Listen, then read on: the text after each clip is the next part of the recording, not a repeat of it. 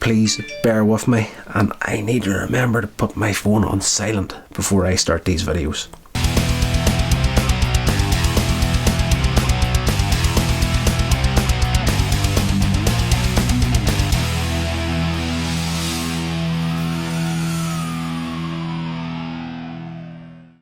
So hey guys, welcome back to the channel. We're going to do our He-Man and the Masters of the Universe review here. This is the Diamond Ray of Disappearance, and professional uploads just because you get 2 uploads in a row.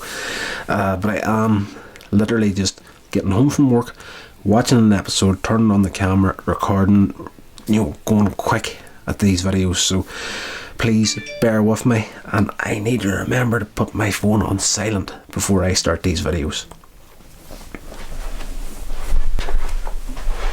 And we're back.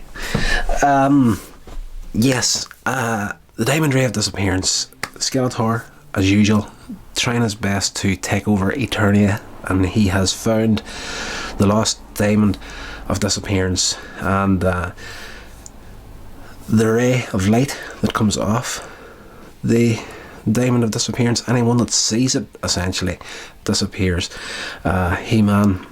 Skeletor. Did you hear my stomach? It was roaring something shocking. I'm just back from the gym, and I had a protein shake, and it's just doing its stuff in here, so please bear with the rumbles of the belly. At the beginning of the episode, Skeletor again has found the Diamond Ray of Disappearance, and he calls it all his henchmen. Now, I am just going by memory here. I'm 40 years old at the minute, and the last time I seen this was way back in 1983, 84, whenever it was originally aired on television. So I'm going a heck of a long ways back, considering it's now 2019. Yes, I am an old fart. He summons his henchmen. Beastman, he's always there. He calls Evelyn, Merman, and Trapjaw. Now that is pretty much everyone that I can recall off the top of my head. I'm pretty sure there's probably some more villains, but this is the rogues gallery that we're used to, essentially, going from memory. So back at the palace, Orko was doing magic tricks once again for the king and the queen. Prince Adam, Teela, and Man-at-Arms is there, and usually the running thing with Orko is he tries magic tricks, and the majority of the time messes them up. And this trick is he's got 3 eggs on top of a metal plate, and below the metal plate there's the 3 egg cups, and the magic trick is that he's going to magically move the metal plate, and the 3 eggs will fall into the 3 egg cups. And of course, Man-at-Arms is like, the last time you did a magic trick with eggs, I got covered in eggs. Essentially, he's not a bit amused really about Orko and his magic. But for once, the running thing with Orko is he messes up his tricks. This time he gets it 100% right, knocks out the metal plate magically, perfectly, and the 3 eggs fall into the 3 egg cups. But the metal plate flies up, hits a rope that's holding a chandelier in place. It falls, knocks the eggs all over Man-at-Arms.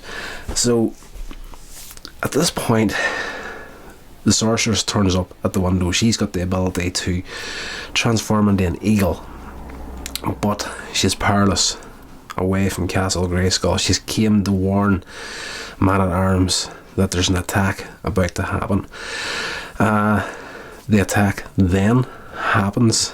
She just gets there in the nick of time, unfortunately not quick enough, and Trapjaw turns up in the palace grounds, and he starts blasting everything. Teela and the castle guard chase him out of the way. Off they go, and Prince Adam and Cringer disappear off to become He-Man and Battle Cat. So while they're off doing that, Skeletor has got onto the castle and uses the Diamond Ray of Disappearance on the king, the queen, Man-at-Arms, and the sorceress, who is still in the window as an eagle. Now, I am not sure at this point, we're only a few episodes into the series, I am not 100% sure if Skeletor has the knowledge that the sorceress can become this eagle. Maybe he does, maybe he doesn't give it away in this episode. But the four of them are gone at this point, and out in the jungles, Teela and Trapjaw are facing it off, and He-Man turns up, saves her from Trapjaw, and basically like chucks him into the sky, and he's shouting curses at He-Man that he's going to get him. So He-Man returns to the palace to face down Skeletor, but he's stopped by Orko. He warns him what happened. Everyone's gone, your mother and father, Man-at-Arms, and the sorceress. So He-Man decides, okay, the smart thing to do here is to go to Castle Grayskull. So, you know, the only place I can contact the sorceress right now would be from her source of power, which is Castle Grayskull. So he goes. There's a magic mirror in there. He manages to contact her through that, and she tells him what's happened. They've been transported to a parallel universe, like a timeless universe, and they're trapped there, and the only way they can get out is if He-Man finds the Diamond of Disappearance and crushes it, destroys it. Once that's gone, the spell will be reversed, they'll be returned. So He-Man decides he's going to set up a trap for Skeletor, because the next thing in Skeletor's agenda now would be to attack Castle Grayskull, grab that seat of power.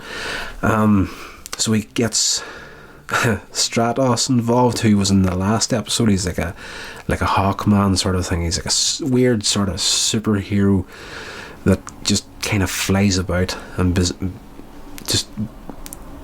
is awesome. He's just an awesome character. He just turns up and does something cool and disappears again. And there's another character, a good guy, turns up in this one called Ram Man, and he's kind of like the Juggernaut of the He-Man universe, but you know, he knocks things with his head, and he's got springs for legs, and he kind of bounces and shoots himself into oncoming enemies and using his head as like a battering ram. Hilarious little character. So there at Castle Grayskull to back up He-Man, and you know, Skeletor turns up with the whole squad, the Rogues Gallery. The fight commences. Now I'm not going to get into the details on the fight, but you know, there's not so much real hand-to-hand combat in this. Like a bad guy will go for He-Man, he'll grab him and he'll just chuck him. You know, there's no real like punch in the face sort of thing between the characters up to this point, and I don't think it was a real big point of a series. You know, I don't recall any real hand-to-hand combat, you know, but I digress. It could happen. Well, basically by the end of the episode, Skeletor tries his best to use the Diamond Ray of Disappearance on He-Man, and the beam of light shoots across. He-Man blocks it with the Sword of Power, and the beam just misses Skeletor, and he drops the diamond and falls down into like a crevice, and He-Man gets down and he starts to like wedge it open so he can get down and to grab the diamond. And Skeletor is like, you know, this is brilliant, you know, he's going to do my job for me. The diamond, he's going to go after the diamond will make him disappear, my problems are over and done with. He-Man pops back up out of the crevice. He's got the diamond in the hand and he starts to squeeze it between his two palms, and he starts to fade in and out. Is he going to disappear? Is he not going to disappear? And as he's disappearing, you can hear the sorceress saying, He-Man, it's up to you, you need to crush this diamond. And eventually he manages to break the diamond in half and everyone reappears, and Skeletor's plans are destroyed once again, and he swears revenge and off he goes. At the end of the episode, we've got a little scene in the throne room with the king and the queen, and they're saying to Argo, you know, if you want to get a real good magic trick, get my son here on time. There is the balance between Prince Adam and He-Man, very much like the Clark Kent Superman of this universe. You know, he's very, as Prince Adam, he's very clumsy, and when he does turn up, Argo says he's going to be on time, and he's also found your lost like floating chariot. I want to say floating chariot. I can't recall the exact name of the thing. Literally, I did say at the beginning of this here, I'm literally just bouncing directly off the episode to shoot the video. So Prince Adam busts through the side of the palace in this flying ship thing of the king's, and the king goes crazy and he's like, you've destroyed the wall. And Argo was like, well, at least he destroyed it on time. So everybody has a little laugh and the episode finishes off. We get our little outro. I look forward to this in every episode. The moral of the story time. And this episode, it's He-Man himself turns up and he breaks the fourth wall and he talks to the viewers at home. And he's like, you know, in this episode, Skeletor wanted to find a shortcut to success. That's what the moral of the story was in this one. He's like, you know, you may know someone out there, they always want to find the easy way of doing things, the easy path to riches. Skeletor thought he had found it with the Diamond Ray of Disappearance. He was wrong. And you know, anyone that makes it in life are the people that actually put the work in to do it. So don't sell yourself short.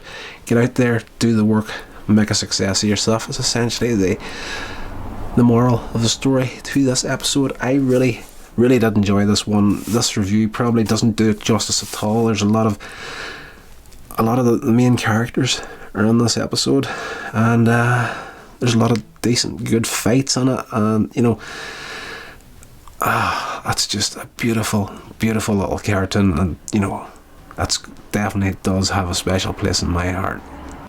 Guys, thank you so much for checking out the video. Please hit that subscription button and don't forget to press that bell icon to be notified of future uploads. Please get into the description box below this video and check out my social media links down there and check out all that good stuff, and I will see you in the next video.